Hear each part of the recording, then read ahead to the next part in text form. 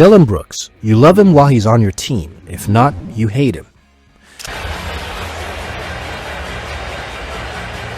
Boink! Yeah.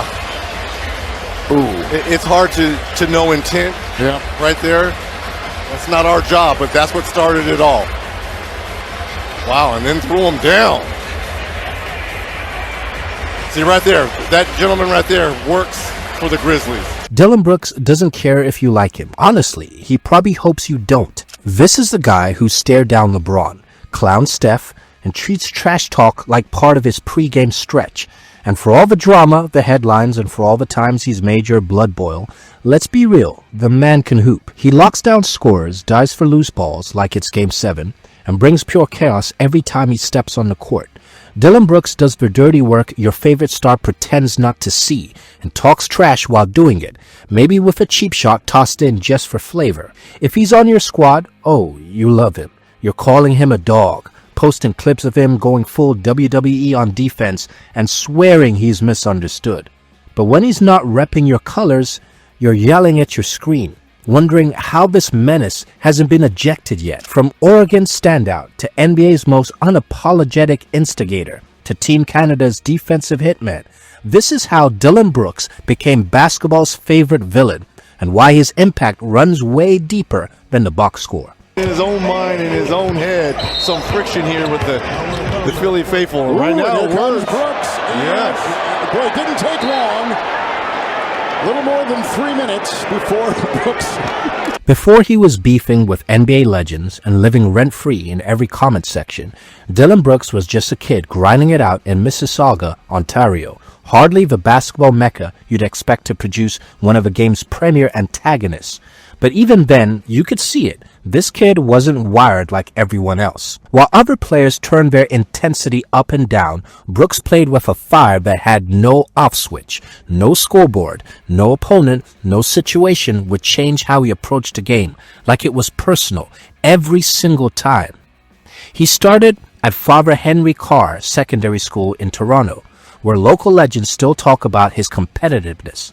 Not satisfied with dominating the Canadian scene, Brooks made the leap to basketball powerhouse Findlay Prep in Nevada, where future pros go to get noticed. That move turned heads, but he wasn't some viral mixtape guy. No windmill dunks, no flashy handles. What set him apart? Grit. Dillon played like every possession could end his scholarship, and if it meant hitting the floor or getting in your face, so be it. That energy followed him to Oregon. From 2014 to 2017, Brooks became the Ducks' heartbeat. He wasn't just putting up points, he was setting the emotional tone every night. His junior year, that was the coming out party. 16.1 points, a game Pac-12 Player of the Year, and second-team All-American. He also hit a game winner against UCLA with 0.2 on the clock, then took a bow. Who does that? A man who knows he's built for the spotlight.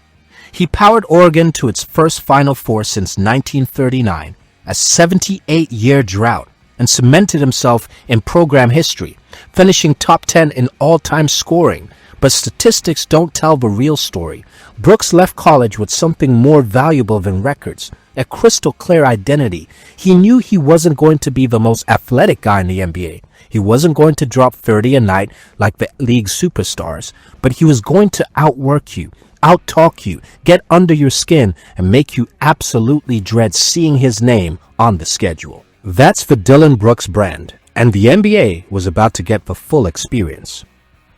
Brooks entered the NBA with a chip on his shoulder, and that chip only got bigger in Memphis. Drafted 45th overall in 2017 by the Houston Rockets, then immediately shipped to the Memphis Grizzlies. His arrival barely registered on draft night highlights, but in classic Brooks fashion, he made noise anyway, dropping 19 points in his debut, the most ever by a Canadian-born player in their first NBA game. That was the tone setter. From day one, Brooks wasn't there to warm the bench. He was there to make his presence felt, whether you liked it or not. In Memphis, he found the perfect environment. The Grizzlies were young, hungry, and searching for an identity in the post-grit and grind era. Brooks stepped in with lockdown defense, raw motion, and an edge that instantly stood out in a league full of bloody, buddy relationships and pre-game hugs. He wasn't there to be the best player. He was there to be the most annoying one on the floor, and it worked. He put up buckets when needed, including a career-high 36 points against the Thunder in 2018 that had Memphis fans wondering if they found their next scoring threat. But more than points, it was his intensity that made him invaluable. Over time, he transformed into one of the league's premier perimeter defenders, earning a spot on the NBA All-Defensive Second Team in 2023. Coaches loved his hustle. Teammates fed off his energy. Opponents, not so much. And of course, with Dillon Brooks, drama isn't a possibility. It's a guarantee. He got ejected in the 2022 playoffs for a hard foul on Golden State's Gary Payton II that fractured Payton's elbow and had Warriors fans calling for his head. He collected technicals like they were limited edition trading cards, eventually getting suspended multiple times for crossing that invisible line between competitive and reckless.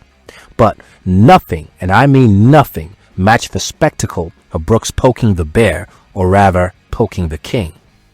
During the 2023 playoffs, Brooks didn't just challenge LeBron, he went nuclear, calling the NBA's all-time leading scorer old, getting ejected for a low blow in the very next game, and basically became the NBA's top villain overnight. The Grizzlies, already dealing with Ja Morant's soap opera, reportedly told Brooks he wouldn't be re-signed under any circumstances. Think about that, under any circumstances. The Dillon Brooks paradox had peaked, loved nowhere, hated everywhere, including by his own team. So when the Grizzlies let him walk after 6 seasons, people thought that was it. He talked his way out of a league. Too much baggage, too much headlines, not enough buckets. But then came the Houston Rockets, and they saw something different. They saw the value in chaos, a team with talent but no grit, no edge, no identity, and they threw down $80 million over 4 years like, hey Dillon, bring the chaos. And that's exactly what he did. While the headlines focus on the antics, the Rockets knew what they were getting. A guy who competes every night, defends like it's Game 7, and doesn't shy away from anyone. In Houston, he walked into a locker room full of promise. Jalen Green, Jabari Smith Jr., Alperen Sengun, all skilled but soft on defense. Brooks came in like a defensive drill sergeant. No shortcuts, no lazy switches, no fake hustle, just in-your-face physical basketball. The kind that leaves bruises and headlines. And of course, he didn't stop being Dillon Brooks. His time with the Rockets started with some drama, because how else would it begin? In a preseason game against the Pacers, Brooks got ejected just 5 minutes in. Why? A flagrant 2 for, let's say, a strategic tap to Daniel Theis's groin while fighting through a screen.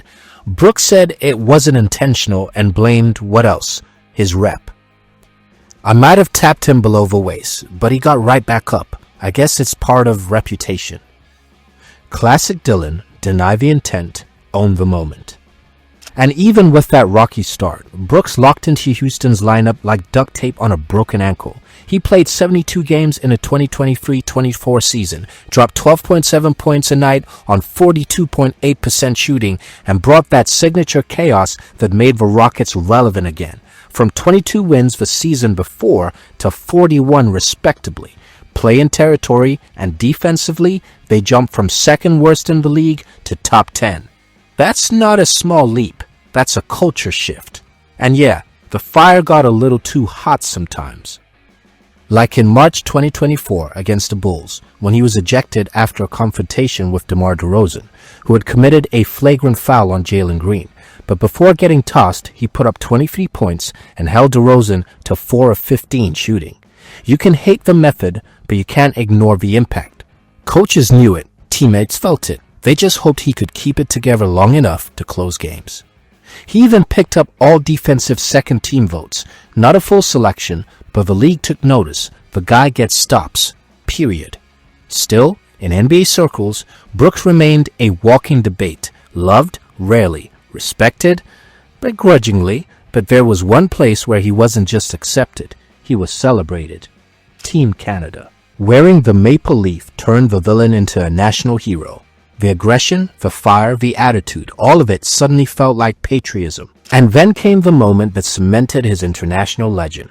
Brooks dropped 39 points on Team USA, setting a Canadian national team record for most points in a single game. He shot 7 of 8 from free, locked up on defense, and completely stole the spotlight from a roster stacked with the NBA's best. The same fans who booed him a week earlier, now chanting MVP. And it wasn't a fluke night. Brooks balled out all tournament long. His defense was elite, his energy contagious. FIBA named him the best defensive player of the tournament, a rare award for someone who doesn't play nice with refs, media, or really anyone. With stars like Shai Gilgeous-Alexander and R.J. Barrett in the mix, Brooks didn't need to be the guy. He was the tone setter, the bouncer, the guy who let the world know Canada didn't fly across the ocean just to swap jerseys and hug it out. He played with pride, and for once, everyone respected it. Call him a villain, that's fine, but every team, every single one, needs a Dillon Brooks. He talks, he pokes, he pushes the line, and when he crosses it, it's not always pretty. But if you're being honest, guys like him change games. They change energy. They make opponents uncomfortable. Brooks isn't trying to be your favorite player. He's trying to frustrate your favorite player. He's the chaos agent who takes the heat so his team can take the win. So if you're hooping right now, high school, AAU, gym runs, wherever, be the one who says, I got him. When your team needs toughness, be the one who brings it. When the energy's flat, raise it. When it gets ugly, don't back down. That's the Dillon Brooks blueprint. You don't have to be liked, just be needed. If you rocked with this breakdown, hit that like button, subscribe for more real hoop stories beyond the box score, and drop a comment. Which player's journey should we break down next? Thanks for watching, and we'll catch you in the next one.